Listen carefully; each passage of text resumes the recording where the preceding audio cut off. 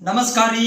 ನಮ್ nursing complete ಮಾಡಿರುವಂತ ಸಾವುಕಾರ ಮಂದಿಗೆ ನೋಡ್ರಿ, ನಾನು ಸಂಜೆನಾಗ ಒಂದು ವಿಡಿಯೋ ಮಾಡಿ ಹಾಕಿದ್ದೆ. ಎದ್ರ ಬಗ್ಗೆ ಅಂತಂದ್ರಿ, ನೋಡ್ರಿಪ್ಪ DHI ಆದವ್ರಿಗೆ ಗುಡ್ ನ್ಯೂಸ್ ಐತಿ. 300 ಗೌರ್ಮೆಂಟ್ ಪೋಸ್ಟ್ ಕರ್ಯಾಕ್ ಕುಂತಾರ, ರೆಡಿ ಇರಿ ಅಂತ ಹೇಳಿ. ಅದಕ್ಕ ನಮ್ಮ ಸಿಸ್ಟರ್ಗಳು ನನಗ ರಿಪ್ಲೈ ಮಾಡ್ಯಾರಿ. ಏನಂತಂದ್ರ, ಅಲ್ರಿ ಅದು ಕರೆದಿರೋದು ಅವ್ರಿಗಲ್ರಿ ANMದಾರ ಅದ್ರಗಷ್ಟ ಕರ್ದಾರ್ರಿ. 1205 ಪೋಸ್ಟ್ ANMದಾರ ಅದ್ರ ಕರ್ದಾರ ಅಂತೇಳಿ. ನೋಡ್ರಿ, ನೀವು ನೋಡಿದ್ದು ನಿಮ್ ಜಾಬ್ ಬಗ್ಗೆ, ನಾನ್ ನೋಡಿದ್ದು ನಮ್ಮ ಹುಡುಗರ ಜಾಬ್ ಬಗ್ಗೆ ರೀ. ಅದು ಕರೆಕ್ಟ್ ಐತ್ರಿ, ನೀವ್ ಹೇಳಿದ್ದು ಕರೆಕ್ಟ್ ಐತ್ರಿ. ನೋಡ್ರಿ, ಟೋಟಲ್ ಆಗಿ 1205 ಜಾಬ್ ANM ನರ್ಸಿಂಗ್ ಆದವ್ರಿಗೆ ಕೂಡ ಕರ್ದಾರ್ರಿ. ಇದ್ರ ಒಳಗಡೆ ಐತಿರೋದು ಯಾವ್ದು DHI ಮೇಲೆ HIO DHI ಆದವ್ರಿಗೆ ಏನ್ 300 ಪೋಸ್ಟ್ ಕರ್ದಲ್ರಿ. ಇದ್ರ ಜೊತೆಗೆ 1205 ಪೋಸ್ಟ್ ಗಳನ್ನ ANM ನರ್ಸಿಂಗ್ ಆದವ್ರು ಕೂಡ ಈ ವರ್ಷ ಕರ್ದಾರಿ.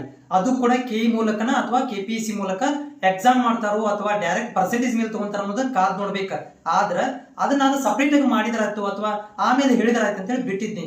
ಆದ್ರ ನೀವು ನಮ್ಮ ಸಿಸ್ಟರ್ಗಳು ಫುಲ್ ರೈಸ್ ಆಗ್ಬಿಟ್ರ ನನ್ನ ಮೇಲೆ. ಏನಂತಂದ್ರ, ಅದು ಅವ್ರಿಗೆ ಕರ್ದಿಲ್ರಿ, ನಮಗ್ ಕರ್ದಾರಿ ಅಂತೇಳಿ. ನಿಮ್ಗೂ ಕರ್ದಾರಿ, DHI ಆದವ್ರಿಗೂ ಕರ್ದಾರಿ. ಅದ್ರಾಗ MBBS ಆದವ್ರಿಗೆ, ANM ನರ್ಸಿಂಗ್ ಆದವ್ರಿಗೆ, ಆಮೇಲೆ ನಮ್ DHI ಆದವ್ರಿಗೆ ಒಂದು 4 ಕೆಟಗರಿ ಮಾಡ್ಯಾರ. ಹಿಂಗಾಗಿ ಅದನ್ನ ನಾನು ಒಂದಷ್ಟ ಹೇಳಿದ್ದೆ ಆಗಲೇ. ನಾನು ಈಗ ಹೇಳಕ್ ಕುಂತೇನ್ರಿ, 1205 ಪೋಸ್ಟ್ ಗಳನ್ನ ANM ನರ್ಸಿಂಗ್ ಆದವ್ರಿಗೆ ಕೂಡ ಕರ್ದಾರಿ. ಅದನ್ನ KPSC KE ಮೂಲಕ ಮುಂದಿನ ದಿನಗಳಲ್ಲಿ ಅದನ್ನ ಭರ್ತಿ ಮಾಡ್ಕೊಂತಾರ. ಅವಾಗ ಬಿಟ್ಟಾಗ ಕೂಡ ನಾ ಮಾಹಿತಿನ ತಲುಪಿಸ್ತೇನ್ರಿ, ತಪ್ಪದ ಮಾಹಿತಿ ತಲುಪಿಸ್ತೇನ್ರಿ. ಈಗ ನಾ ಮಿಸ್ ಮಾಡ್ಕೊಂಡಿದ್ದೆ, ಮುಂದಿನ ಸಲ ನಾ ಅದನ್ನ ಮಿಸ್ ಮಾಡಕ್ ಹೋಗೋದಿಲ್ರಿ. ತಪ್ಪದ ANM ಆಧಾರ್ಗೂ ಕೂಡ ಮಾಹಿತಿನ ಕೊಡ್ತೇನ್ರಿ.